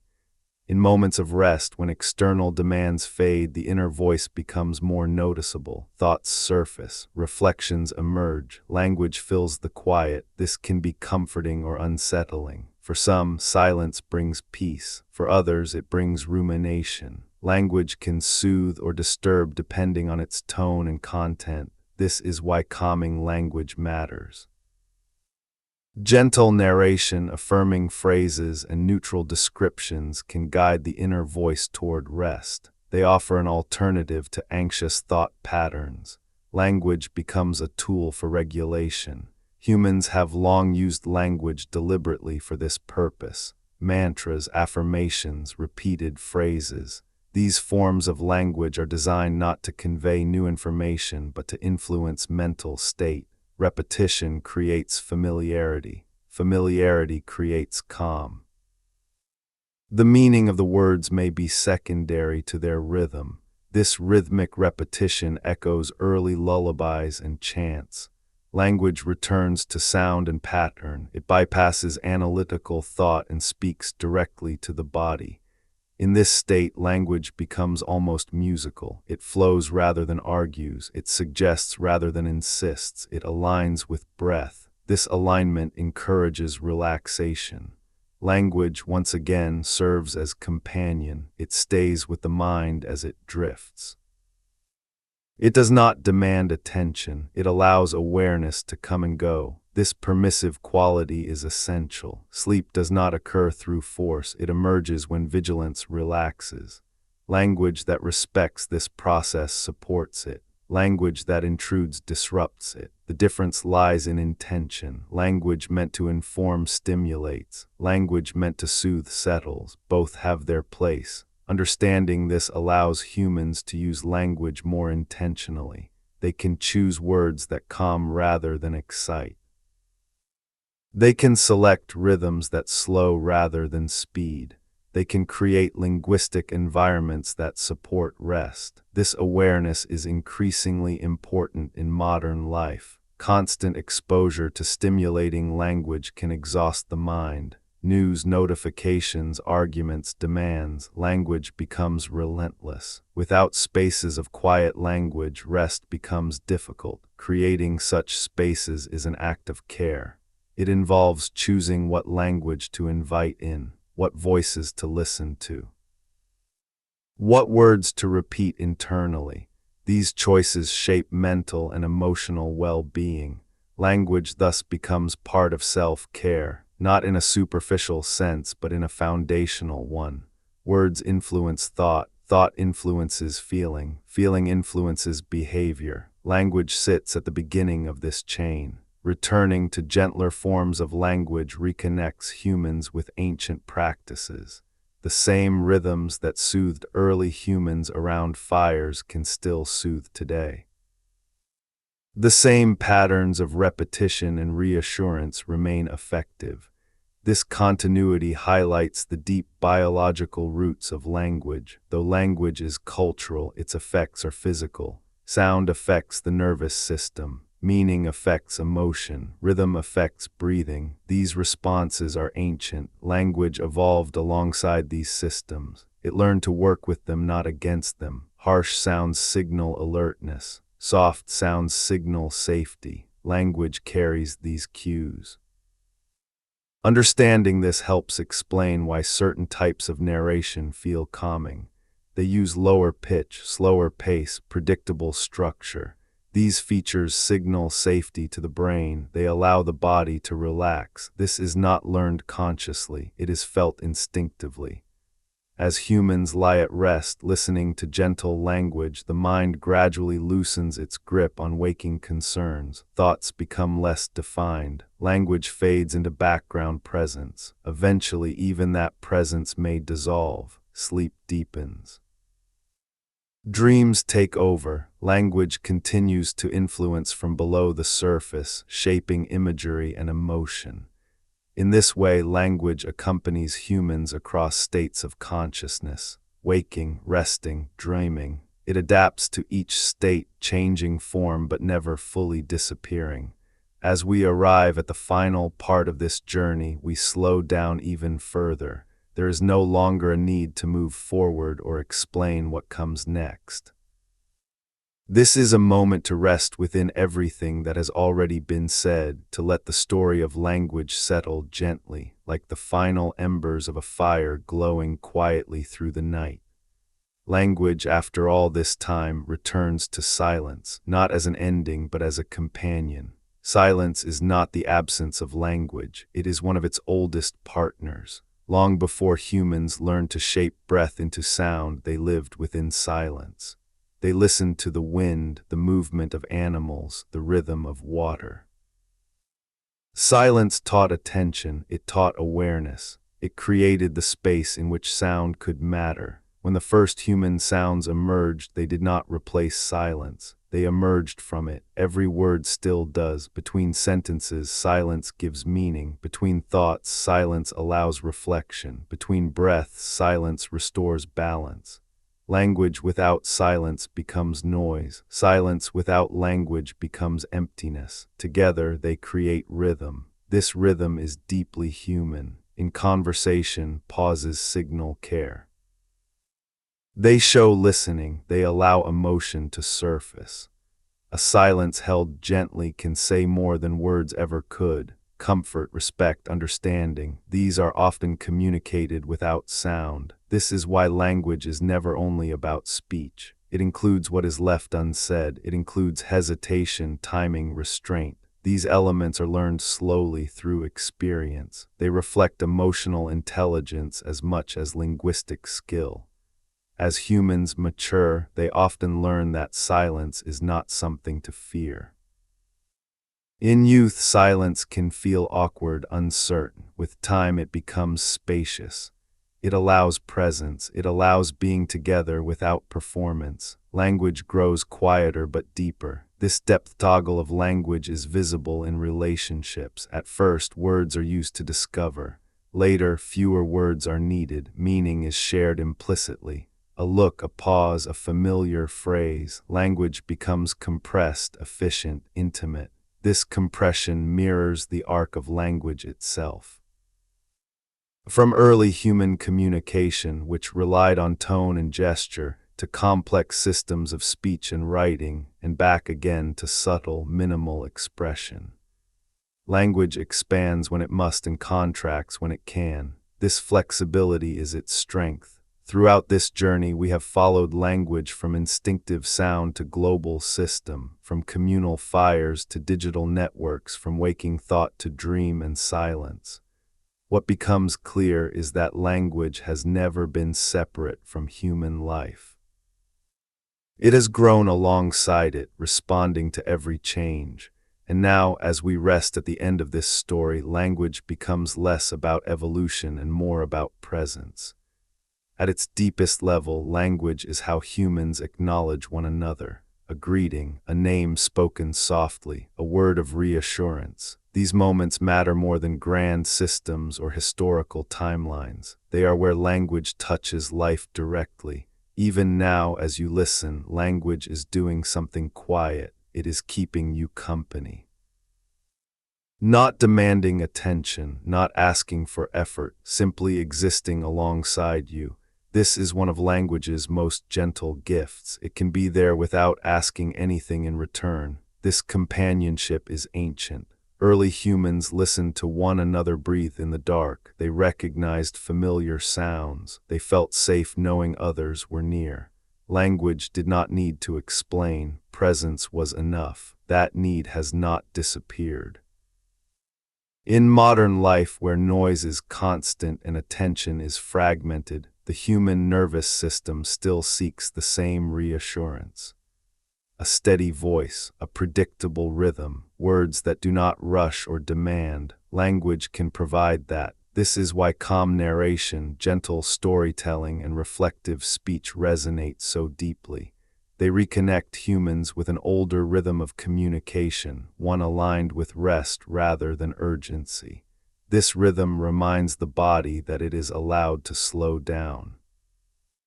Throughout history, language has adapted to survival. Alert calls, commands, instructions, but it has also adapted to rest. Stories, songs, prayers, whispers, these forms exist because humans need more than efficiency. They need meaning and comfort. Language provides both. Even when language fails to explain suffering or uncertainty, it offers presence. Sitting with someone, speaking softly, saying little, these moments matter. Language does not always solve. Sometimes it simply accompanies. This accompanying role is perhaps language's most human function. As we think about the future, with all its uncertainty and rapid change, it is comforting to remember that language will continue to adapt. New forms will emerge, old ones will fade, but the core will remain. Humans will still speak to one another. They will still seek understanding. They will still use words to comfort, connect, and imagine. Language will remain a bridge between minds. And even when that bridge is quiet, even when it is made of silence as much as sound, it will still hold. Because language is not built from rules alone. It is built from care, care to be understood, care to understand others, care to share experience rather than face it alone.